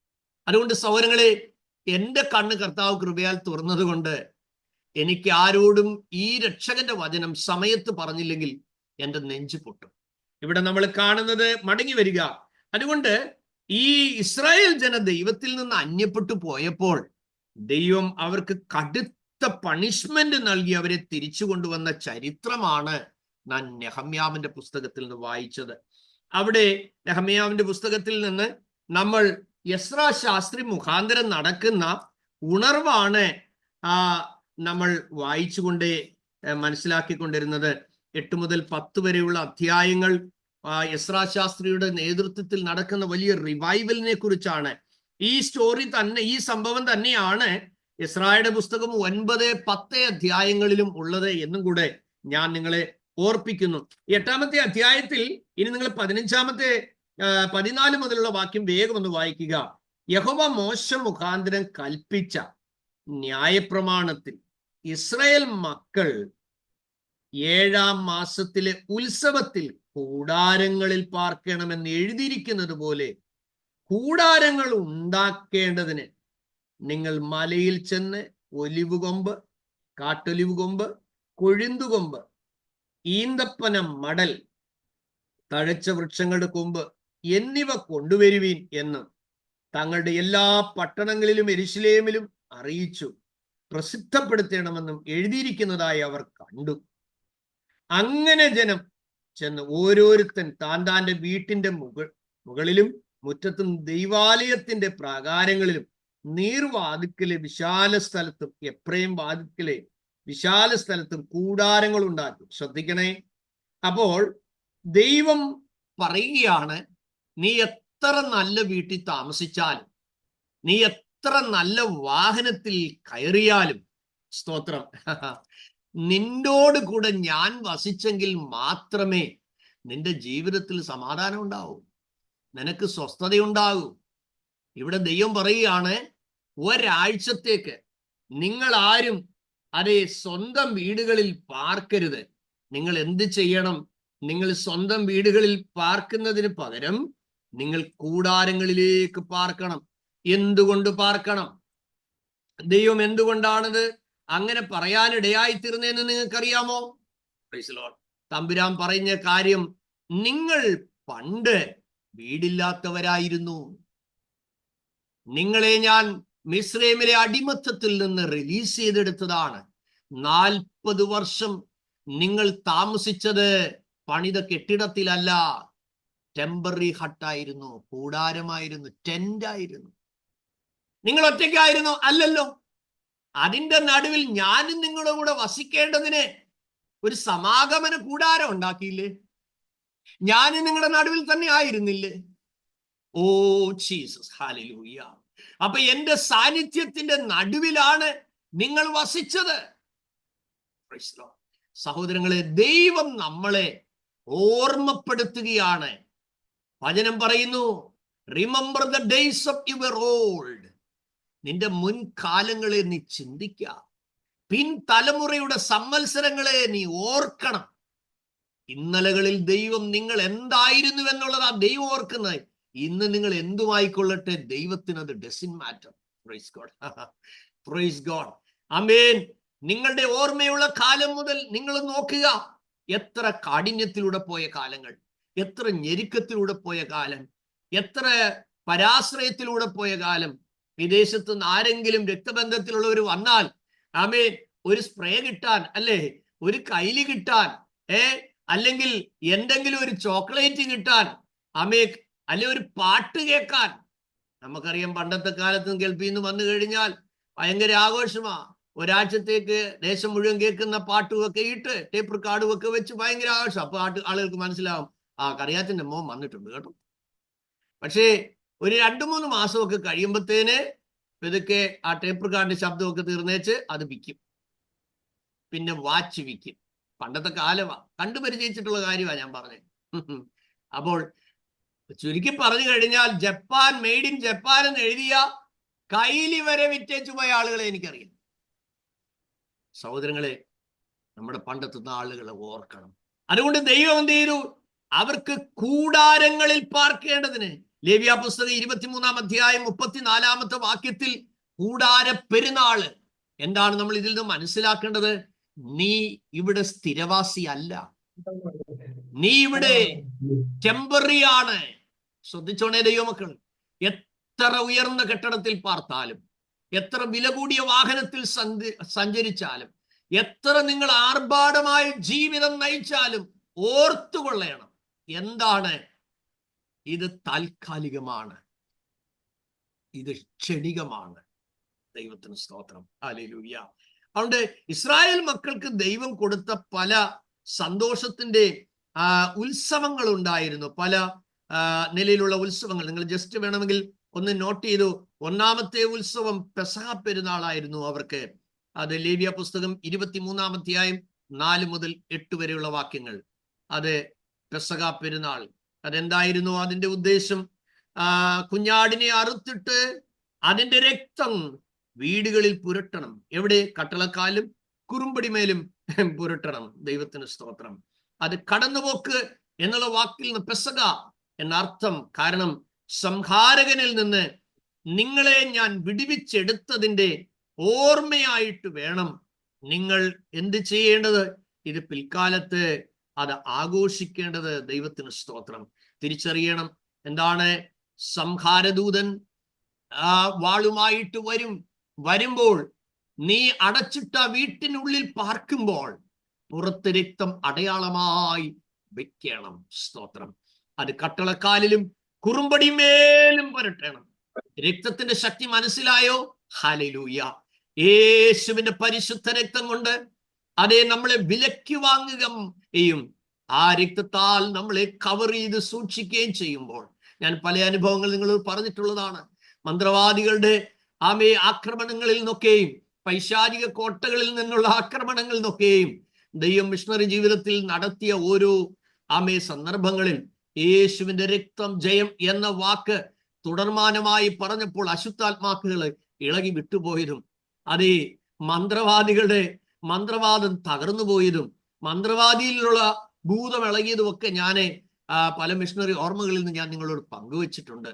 അതുകൊണ്ട് remember the power of the blood of Jesus.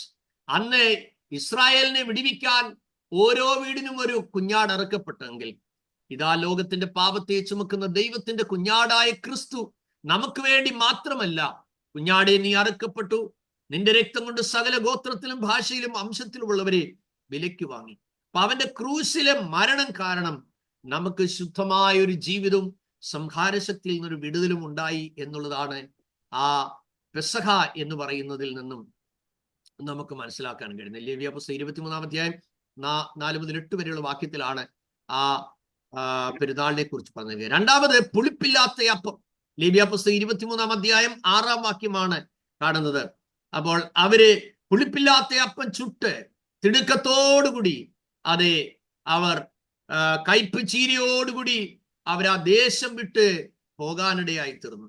അപ്പൊ പുളിപ്പില്ലാത്ത അപ്പം അവർ കഴിക്കുകയാണ്. ഈ പുളിപ്പ് പാപത്തെയും ദുരുപദേശത്തെയും കാണിക്കുന്നുവെന്ന് കർത്താവ് പറഞ്ഞു. അപ്പോൾ തന്നെ ആ പഴയ നിയമത്തിലെ അപ്പം, യേശു പറഞ്ഞ 7 അവകാശവാദങ്ങളിൽ ഒന്നാണ് ഞാൻ ജീവന്റെ അപ്പമാണ്. അത് പഴയ നിയമത്തിലെ യേശു ക്രിസ്തു ജീവന്റെ അപ്പമാണ് എന്ന് സൂചിപ്പിക്കുന്നതാണ്. അല്ലെങ്കിൽ യോഹന്നാൻ 6-ാം അധ്യായം 35-ാം വാക്യത്തിൽ കാണുന്ന ജീവന്റെ അപ്പമാണ്. Praise God, hallelujah. നമ്മുടെ പാപത്തിൽ നിന്ന് പരിഹാരത്തിന് മാത്രമല്ല, നമുക്ക് ആത്മീയ ഭോജനമായി കർത്താവ് തരുന്നു. കർത്താവ് പറഞ്ഞു, എന്നെ തിന്നുന്നവൻ എൻ മൂലം ജീവിക്കും എന്നുള്ളതാണ് ആ പുളിപ്പില്ലാത്ത അപ്പത്തിന്റെ പെരുന്നാളിന്റെ പ്രത്യേകത. മൂന്നാമത്തെ പ്രത്യേകത എന്ന് പറയുന്നത് ആദ്യഫല പെരുന്നാൾ, അല്ലെ കായികനി പെരുന്നാൾ എന്നൊക്കെ പറയും. ലേവ്യാപുസ്തകം 23-ാം 10-ാം വാക്യം എന്താണ്? ദൈവം നൽകിയ എല്ലാറ്റിനും നന്ദി പറയുന്നതിനും അതിന് ദൈവത്തെ ആദരിക്കുന്നതിനും യഹൂദ ജനത്തിന്റെ വിളവെടുപ്പിന്റെ സമയത്തുണ്ടാകുന്ന ആ ഒരു സന്തോഷത്തിന്റെ സമയമാണ് ആദ്യഫലങ്ങൾ കൊണ്ടുവരുന്ന ആ ഒരു പെരുന്നാൾ എന്ന് പറയുന്നത്. അവരെ സംബന്ധിച്ചിടത്തോളം ഭയങ്കര സന്തോഷമുള്ള ഒരു കാര്യമാണ്. Price God. അപ്പോൾ നമ്മൾ മനസ്സിലാക്കേണ്ട കാര്യം, അപ്പൊ അത് ആദ്യഫലമാണ്. തിരുവെഴുത്തിൽ നമ്മൾ വായിക്കുന്നു 1 കൊരിന്ത്യർ 15:20 പൗലോസ് മരിച്ചവരുടെ ഇടയിൽ നിന്ന് ക്രിസ്തു ആദ്യഫലമായി ഉയർത്തെഴുന്നേറ്റു എന്ന് നമ്മൾ വായിക്കുന്നു. അതിലൂടെ യേശുവിന്റെ രക്തത്തിലൂടെ നമുക്കൊരു പുതിയ ഉടമ്പടി നിമിത്തം നിത്യജീവങ്കിലേക്ക് അതേ ഉയർത്തെഴുന്നേൽപ്പ് ഉൾപ്പെടെ ദൈവത്തിന് സ്തോത്രം, അല്ലെങ്കിൽ ആത്മാക്കളുടെ മഹത്തായ വിളവെടുപ്പ് അതിനെ സൂചിപ്പിക്കുകയാണ്. ലൂക്കോസ് 22:20 കൂടെ അതിനോട് ചേർത്ത് എഴുതുക. സ്തോത്രം. നാലാമത്തേതെന്ന് പറഞ്ഞാൽ അത് പെന്തക്കോസ്തി പെരുന്നാൾ എന്ന് പറയുന്ന ആണ്. ദൈവത്തിന് സ്തോത്രം. അവരുടെ പ്രധാനപ്പെട്ട ആ വിളവെടുപ്പിന് മുതൽ 50 ദിവസം എണ്ണി വരുന്ന അതിനെയാണ് പെന്തിക്കോസ്ത് എന്ന് പറയുന്ന ഒരു സഭയല്ല. പെൻഡാ മീൻസ് 5, പെന്തിക്കോസ്റ്റ് എന്ന് പറഞ്ഞ 50ാമത് എന്നുള്ള അർത്ഥമാണുള്ളത്. അല്ലെങ്കിൽ നമ്മുടെ കർത്താവായ യേശു ക്രിസ്തു അതെ ഉയർത്തെഴുന്നേറ്റ ദിവസം മുതൽ സ്വർഗാരോഹണം ചെയ്ത സമയം വരെ ഉള്ള സമയത്തെക്കുറിച്ചാണ് നമ്മൾ മനസ്സിലാക്കുന്നത്. അതാണ് ആ പെന്തക്കോസ്തി പെരുന്നാൾ എന്ന് നമ്മൾ മനസ്സിലാക്കാൻ കഴിയുന്നത്. അപ്പൊ ആത്മാക്കളെ രക്ഷിപ്പാനുള്ള ദൈവത്തിന്റെ ആ പദ്ധതിയിൽ കുറിച്ചാണ് മത്തായി 9:37 കർത്താവ് ശിഷ്യന്മാരോട് പറഞ്ഞു, കൊയ്ത്ത് വളരെയുണ്ട് സത്യം, വേലക്കാരു ചുരുക്കം. സ്തോത്രം. എന്നാൽ അപ്പോസ്തല പ്രവൃത്തി 1:4 പരിശുദ്ധാത്മാവിനായി ജനം കാത്തിരിക്കുകയും ആ ഒരു പെന്തക്കോസ്തി പെരുന്നാൾ വന്നപ്പോൾ അത് ഏറ്റവും വലിയൊരു വിളവെടുപ്പിന്റെ സമയമായിട്ടും കൂടെ അത് തീരുകയാണ്. അന്ന് നമ്മൾ കാണുന്നത് എന്താണ്? ശരിക്കും 3000 ആത്മാക്കളുടെ വിളവെടുപ്പ് പെന്തക്കോസ്ത് നാളിൽ നടന്നു, അല്ലെങ്കിൽ 3000 പേര് സ്നാനപ്പെടുവാൻ ഇടയായി തീർന്നു എന്നുള്ളതാണ്. സ്തോത്രം. ഓക്കെ. അപ്പൊ ഞാൻ എത്ര കാര്യങ്ങൾ നിങ്ങളോട് ഓർപ്പിച്ചു? 1 പറഞ്ഞാട്ടെ, പെസഹ പെരുന്നാൾ. 2 പുളിപ്പില്ലാത്ത അപ്പത്തിന്റെ പെരുന്നാൾ. 3 ആദ്യഫല പെരുന്നാൾ. പിന്നെ 4 പെന്തക്കോസ്തി പെരുന്നാൾ. ഇനി 5ാമത്തത് കാഹള പെരുന്നാളാണ്. അല്ലെങ്കിൽ ഇത് ലേവ്യാപുസ്തകം 23-ാമത്തെ അധ്യായം അതിന്റെ 24-ാമത്തെ വാക്യമാണ് കാണുന്നത്. ദൈവജനത്തെ ഒരുമിച്ച് കൂട്ടാനുള്ള അത് കാഹളം മുഴക്കുന്ന കൽപ്പനയാണ് ഇത് ഓർമ്മപ്പെടുത്തുന്നത്. 1 കൊരിന്ത്യർ 15:52 നമ്മൾ കാണുന്ന ഒരു കാര്യമുണ്ട്. വെളിപ്പാട് 19:9 കാണുന്ന ഒരു കാര്യമുണ്ട്. കുഞ്ഞാട്ടിന്റെ കല്യാണത്തിന് ക്ഷണിക്കപ്പെട്ടിരിക്കുന്നവർ ഭാഗ്യവാന്മാർ. അതൊരു വലിയ ആഘോഷമാണ്. 1 കൊരിന്ത്യർ 15:52 കാണുന്നത് കാഹളം ധ്വനിക്കും, മരിച്ചവർ അക്ഷയരായി ഉയർക്കും, നാം രൂപാന്തരം പ്രാപിക്കുകയും ചെയ്യും എന്നുള്ളതാണ്. Praise God.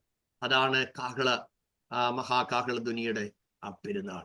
6ാമത്തത് പാപപരിഹാര ദിവസം. അതിനുള്ള പ്രത്യേക കാര്യങ്ങളുടെ തമ്പുരാൻ പറഞ്ഞിട്ടുണ്ട്. ലേവ്യ പുസ്തകം 16-ാമത്തെ അധ്യായം, അതുപോലെ 23-ാമത്തെ അധ്യായം അതിന്റെ 26 മുതൽ 32 വരെ ഉള്ള കാര്യങ്ങൾ പ്രായശ്ചിത്തം ചെയ്യേണ്ടതിന് വേണ്ടിയുള്ളതാണ്. അല്ലെങ്കിൽ തെറ്റുകൾക്ക് പകരം വീട്ടുക എന്നുള്ള സ്ഥാനത്ത് അതിന് പകരമായി ആടിനെയും കോലാടിനെയും ആട്ടുകൊറ്റനെയും ഒക്കെ അറുക്കുക എന്നുള്ളതായിരുന്നു. സ്തോത്രം. എബ്രായർ 9:12 നിങ്ങൾ അതിനോട് ചേർത്ത് എഴുതേണ്ടതായിട്ടുണ്ട്. ഈ ബലികളിലെല്ലാം അതെ ഓരോ മൃഗങ്ങൾ അറുക്കപ്പെടുമ്പോൾ നമ്മുടെ കർത്താവായ യേശു ഒരിക്കലായി അറുക്കപ്പെട്ടിട്ട് എന്നേക്കുമായിട്ടുള്ള മൊത്ത വീണ്ടെടുപ്പ് നടന്നു എന്നുള്ളതാണ്. 7ാമത്തേത് കൂടാരങ്ങളെ അടിച്ചുള്ള കൂടാര പെരുന്നാൾ എന്നുള്ളതാണ് അതിന് കാണുന്നത്. ഇതാണ് ഇസ്രായേൽ മക്കൾ അതെ തൻ്റെ എസ്രാ ശാസ്ത്രി മുഖാന്തരം തിരുവെഴുത്ത് വായിച്ചു കേട്ടപ്പോൾ അവരെ ഓർമ്മപ്പെടുത്തുകയാണ്, നിങ്ങളൊന്നുമില്ലാത്തവരായിരുന്നു, നിങ്ങൾ മരുഭൂമിയിലായിരുന്നു, ഞാനാ നിങ്ങളെ നടത്തിയത്, ഞാനാണ് നിങ്ങളെ കരുതിയത്, ഞാനാണ് നിങ്ങളെ പോറ്റിയത്, ഞാനാണ് നിങ്ങളെ പുലർത്തിയത്. നിങ്ങളുടെ ശരീരത്തിന് അന്ന് കേടുവന്നില്ല, രോഗങ്ങളൊന്നും ബാധിച്ചില്ല, കാല് വീങ്ങിയില്ല, വസ്ത്രം പഴകിയില്ല, ഒരു ശത്രുവിന് ഞാൻ നിങ്ങളെ ഏൽപ്പിച്ചു കൊടുത്തില്ല, അവിടെ കാട്ടുമൃഗങ്ങളുണ്ട് തൊടാൻ ഞാൻ സമ്മതിച്ചില്ല. എൻ്റെ ഫാദർ 27 വർഷം സപ്ലൈ കൂപ്പിൽ ഫോറസ്റ്റിൽ വർക്ക് ചെയ്ത ആളാണ്. അപ്പോൾ പപ്പ പറയും, മക്കളെ, കൂപ്പില് തടികൾ വെട്ടി ഇറക്കുമ്പോൾ കാട്ടാനക്കൂട്ടത്തിന്റെ ശല്യം ഉണ്ടാകും, കടുവായുടെ ശല്യം ഉണ്ടാകും, പുള്ളിപ്പുലിയുടെ ശല്യം ഉണ്ടായിട്ടുണ്ട്. അപ്പോൾ മൃഗങ്ങൾ വന്നാൽ അന്നേരെ ഷെഡിന് തീയിടും. തീ കാണുമ്പോൾ മൃഗങ്ങൾ ഓടും. അപ്പൊ ഞാൻ ചിന്തിച്ചു, എന്റെ ദൈവമേ, ഇസ്രായേൽ മക്കൾ രാത്രിയിൽ പാർക്കുമ്പോൾ മരുഭൂമിയിൽ അഗ്നിസർപ്പങ്ങളുണ്ട്, അതേ കാട്ടുമൃഗങ്ങളുണ്ട്. ഒന്നും തൊടാതിരിക്കാൻ രാത്രിയിൽ ഇതിന്റെ മുകളിൽ തീ കത്തുകയാണ്. തീ കത്തുമ്പോൾ എത്ര സുഖമാണല്ലേ. നിങ്ങൾ മഞ്ഞ് പെയ്യുന്ന രാജ്യങ്ങളിൽ പാർക്കുന്നവർക്ക് അറിയാൻ, രാത്രിയിൽ ഹീറ്റർ ഇല്ലാതെ നിങ്ങൾക്ക് അവിടെ നിൽക്കാനൊക്കത്തില്ല. നോക്കുക, മരുഭൂമിയിൽ ഭയങ്കര തണുപ്പാണ്. ദൈവം അവർക്ക് കൊടുത്തത് എന്താ? സെൻട്രൽ AC, പിന്നെ മൊത്തത്തിലുള്ള ചൂടും തണുപ്പും എല്ലാം. മരുഭൂമിയിലാണെങ്കിൽ അവിടുത്തെ ഒരു വെയിലും അടിക്കാൻ ദൈവം സമ്മതിച്ചോ? ഇല്ല. ഞാനിങ്ങനെ ഫലിതമായിട്ട് പറയാം, മിസ്രൈമിൽ പണിയെടുത്ത് ദേഹമെല്ലാം കരിക്കട്ട പോലെ കറുത്ത് കാണും വെയിൽ കൊണ്ട്. തമ്പുരാൻ പറഞ്ഞാണ്, മക്കളെ, ഒരു കാര്യം ചെയ്തു, അടുത്ത 40 കൊല്ലത്തേക്ക് എന്റെ മേഘത്തിന്റെ കീഴിൽ ഇരുന്ന് നിങ്ങളുടെ ശരീരത്തിന് നിറമൊക്കെ ഞാൻ തരാമെന്ന് തമ്പുരാൻ ചിന്തിച്ചു കാണുമെന്ന് ഞാൻ ചിന്തിച്ചു പോവുകയാണ്. ഓൾറൈറ്റ്. അപ്പോൾ നമ്മൾ ചിന്തിച്ച് വന്നത്, ആമേൻ, ദൈവത്തിന്റെ ആ സന്നിധിയിലേക്ക് അവരെ തിരിച്ചു വരുത്തുന്ന സ്നേഹം. അവർക്ക് നഷ്ടപ്പെട്ടു പോയതെല്ലാം മടക്കി പ്രാപിക്കേണ്ടതിന് ആദ്യം കൊണ്ടുവന്നത് കെട്ടിടവും വീടും സ്വത്തും ഒന്നുമല്ല കൊടുത്തത്, പ്രമാണത്തിലേക്ക് തിരിച്ചു കൊണ്ടുവന്നു, വചനത്തിലേക്ക് തിരിച്ചു കൊണ്ടുവന്നു, ആരാധനയിലേക്ക് തിരിച്ചു കൊണ്ടുവന്നു, ദൈവം നടത്തിയ വിധങ്ങൾ ഓർക്കേണ്ട അനുഭവത്തിലേക്ക് തിരിച്ചു കൊണ്ടുവന്നു. അതിനുശേഷമാണ് വീണ്ടും അവരെ റീസെറ്റിൽമെന്റിലേക്ക് ദൈവം വിടുന്നത്. ഇന്ന് രാവിലെ സമയം നമുക്ക് എന്തൊക്കെ നഷ്ടപ്പെട്ടിട്ടുണ്ടോ? നമ്മുടെ ആരാധന ശരിയാകുമ്പോൾ നമുക്ക് നഷ്ടപ്പെട്ടതെല്ലാം തിരികെ വരും. അതുകൊണ്ട് ഫറവോന്റെ തത്വശാസ്ത്രമല്ല കർത്താവ് അനുവദിച്ചത്. ഒരു കുളമ്പ് പോലും ശേഷിക്കാതെ ദൈവം കണ്ടതിനെ മുഴുവൻ പുറത്തെടുത്ത് മരുഭൂമിയിലാ മക്കളെ ആരാധന. മിസ്രൈമിൽ മേഘമില്ല, മിസ്രൈമിൽ മന്നയില്ല, മിസ്രൈമിൽ അഗ്നിസ്തംഭമില്ല, മിസ്രൈമിൽ മേഘസ്തംഭമില്ല, മിസ്രൈമിൽ കനാന്റെ ബ്ലെസ്സിങ് ഒന്നുമില്ല. അതുകൊണ്ട് you must separation from the world. Amen. നീ ഈ ലോകത്തിൽ നിന്ന് വേർപെടണം, ലോകത്തിൽ നിന്ന് പോണമെന്നല്ല. പൗലോസ് പറഞ്ഞു, സ്തോത്രം, നിങ്ങൾ ലോകക്കാരല്ല. കർത്താവ് പറഞ്ഞു, നിങ്ങളെ ഈ ലോകത്തിൽ നിന്ന് എടുക്കണമെന്നല്ല, ദുഷ്ടന്റെ കയ്യിൽ അകപ്പെടാതെ അവനെ കാക്കണമെന്നത്രേ ഞാൻ പ്രാർത്ഥിക്കുന്നത്. അപ്പോൾ നമ്മൾ ഈ ലോകത്തിൽ ജീവിക്കുന്നെങ്കിലും ലോകമനുഷ്യരെ പോലെ ജീവിക്കാതെ, ഇരുട്ടിലായിരുന്നയാള് വെളിച്ചത്തിൽ വന്നു കഴിയുമ്പോൾ ഇരുട്ടിന്റെ പ്രവൃത്തി വിട്ടു വെളിച്ചത്തിന്റെ പ്രവൃത്തി എടുക്കുന്നു. ഇരുട്ടിന്റെ ഫലങ്ങൾ മാറി വെളിച്ചത്തിന്റെ ഫലത്തിലേക്ക് വരുന്നു. ഇരുട്ടിന്റെ ക്രൂരവും കഠിനവും ദോഷകരമായ ചിന്തകളും മനോഭാവങ്ങളും ആക്ടിവിറ്റീസും എല്ലാം മാറിയിട്ട് ക്രിസ്തുവിലായവന് ക്രിസ്തുവിന്റെ സ്വഭാവമായി ക്രിസ്തുവിനോട് ചേർന്ന് അവനിൽ ഫലം കായ്ക്കുന്നു. ദൈവത്തിന് സ്തോത്രം. ആ നിറഞ്ഞ ആത്മീയ ഫലങ്ങളോടുകൂടെ നമുക്ക് ജീവിപ്പാൻ കർത്താവിന്റെ പരിശുദ്ധാത്മാവ് നമുക്ക് ഏവർക്കും അധികമായ കൃപ നൽകുമാറാകട്ടെ. കണ്ണുകളെ അടയ്ക്കാം. ദൈവസന്നിധിയിൽ നമുക്ക് നമ്മളെ തന്നെ താഴ്ത്തി സമർപ്പിച്ച് നമുക്ക് പ്രാർത്ഥനയ്ക്കായി നമ്മളെ ഏൽപ്പിച്ചു കൊടുക്കാം. നമ്മുടെ ദൈവം വിശ്വസ്തനാണല്ലോ, നമ്മുടെ ദൈവം മതിയായവനാണല്ലോ, നമ്മുടെ ദൈവം കരുതുന്നവനാണല്ലോ, നമ്മുടെ ദൈവം എത്ര ഉന്നതനാണ്. Praise God, hallelujah. നമ്മുടെ കർത്താവിന് കഴിയാത്ത ഒറ്റ കാര്യവുമില്ല, നമ്മുടെ കർത്താവിന് കഴിയാത്ത ഒറ്റ കാര്യമില്ല. Amen. Let us continues to pray. തിരുവെഴുത്താണ് നമ്മുടെ ആധാരം, തിരുവെഴുത്താണ് നമ്മുടെ ലക്ഷ്യം, തിരുവെഴുത്താണ് നമ്മുടെ എല്ലാം. അതുകൊണ്ട് സൗരങ്ങളെ, ദൈവവചന പ്രകാരം നമുക്ക് മുന്നോട്ട് പോകേണ്ടതിന് ദൈവകരങ്ങളിലേക്ക് നമുക്ക് സമ്പൂർണമായി സമർപ്പിച്ചു കൊടുക്കാം. Praise God. 5 പ്രാർത്ഥിക്കാമോ? 5 ഉണ്ടോ ലൈനിൽ? Oh Jesus, thank you Lord.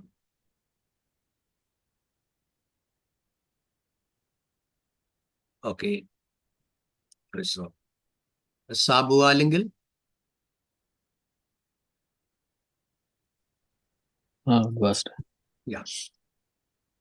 Hallelujah. സ്തോത്രം ചെയ്യുന്നു, സ്തോത്രം ചെയ്യുന്നു, സ്തോത്രം ചെയ്യുന്നു. ക്രിസ്തുയേശുവിൽ കൂടി അതിവാത്സല്യമായി സ്നേഹിക്കുന്ന പ്രിയ പിതാവേ, ഈ നല്ല സമയത്ത് ഞങ്ങൾക്ക് ഒരുമിച്ച് വീണ്ടും വചനം കേൾക്കുവാനും ഹല്ലേലൂയ ദൈവസന്നിധിയിൽ അത് പഠിക്കാനും ഒക്കെ തന്ന കൃപയ്ക്കായി സ്തോത്രം ചെയ്യുന്ന കർത്താവേ, ഫലം കായ്ക്കാനും ഹല്ലേലൂയ ഫലം കായ്ക്കുന്ന ഓരോ ജീവിതമായി തീരാൻ ദൈവം കൃപ ചെയ്യേണ്ടതിനായി പ്രാർത്ഥിക്കുന്നു. നമ്മെ തന്നെ ദൈവകരങ്ങൾ സമർപ്പിക്കാം. ഹല്ലേലൂയ. ഫലം കായ്ക്കണ പരിശുദ്ധാത്മാവ് നമുക്ക് ശക്തി പകരണമല്ലോ കർത്താവേ. ഹല്ലേലൂയ. ഉയരത്തിനുള്ള ശക്തി ഞങ്ങളുടെ മേൽ പകരണമെന്ന് പ്രാർത്ഥിക്കുന്നു. വചനം കേൾക്കുവാനും പഠിക്കുവാനും ഒക്കെ അത് ഗ്രഹിക്കുവാനും ഒക്കെ പരിശുദ്ധാത്മാവെ കൃപ തരേണ്ടതിനെ പ്രാർത്ഥിക്കുന്നു. ഹല്ലേലൂയ. ഞങ്ങളുടെ പ്രാർത്ഥനകളൊക്കെ ഹല്ലേലൂയ ഓരോ ഒരു ചലിപ്പിക്കുന്ന പ്രാർത്ഥന ഞങ്ങൾക്ക് നൽകണമെന്ന് പ്രാർത്ഥിക്കുന്ന കർത്താവേ, കണ്ണുനീരോടെ പ്രാർത്ഥിക്കാനുള്ള കൃപ ഞങ്ങൾക്ക് എല്ലാവർക്കും നൽകണമെന്ന് പ്രാർത്ഥിക്കുന്നു. രാവും പകലും കർത്താവിനോട് പ്രാർത്ഥിക്കാനുള്ള കൃപ ഞങ്ങൾക്ക് ഓരോരുത്തർക്കും നൽകണമെന്ന് പ്രാർത്ഥിക്കുന്ന കർത്താവേ, ഇന്ന് സൂം മീറ്റിംഗിൽ പങ്കെടുത്ത എല്ലാവരെയും കർത്താവ് അനുഗ്രഹിക്കണമെന്ന് പ്രാർത്ഥിക്കും. ഈ വചന കേൾവിയൊക്കെ ഞങ്ങൾക്കും ഞങ്ങളുടെ കുഞ്ഞുങ്ങൾക്കും ഒക്കെ അനുഗ്രഹമായിട്ട് അനേകർക്ക് അത് പകർന്നു കൊടുക്കാനും അല്ലെങ്കിൽ ക്രിസ്തുവിന്റെ സ്നേഹം പകർന്നു കൊടുക്കാനും ഞങ്ങൾക്ക് ഓരോരുത്തർക്കും കൃപ തരണേണ്ടതിനെ പ്രാർത്ഥിക്കുന്നു. അല്ലെങ്കിൽ പ്രിയ പാസ്റ്ററിനെ കർത്താവിന്റെ കരങ്ങളിൽ ഏൽപ്പിക്കുന്നു. അല്ലെങ്കിൽ ബലപ്പെടുത്തണമേ, ആരോഗ്യം ബലവും കൊടുക്കണേ, ശക്തിപ്പെടുത്തണേ. വീണ്ടും ക്ലാസ്സുകളൊക്കെ പഠിപ്പിക്കാനും ഞങ്ങളെ അതെല്ലാം പഠിപ്പിക്കാനും ദൈവം കൃപ നൽകേണ്ടതിനെ പ്രാർത്ഥിക്കും. ഞങ്ങളെല്ലാം കർത്താവിന്റെ നിയമനത്താൽ മറിച്ചു കൊള്ളണേ. പ്രാർത്ഥന കേട്ടതിനാ സ്വതം ചെയ്ത യേശുവിന്റെ നാം തന്നെ. ഒരുമിച്ച് നമുക്ക് ആശീർവാദം പറയാം.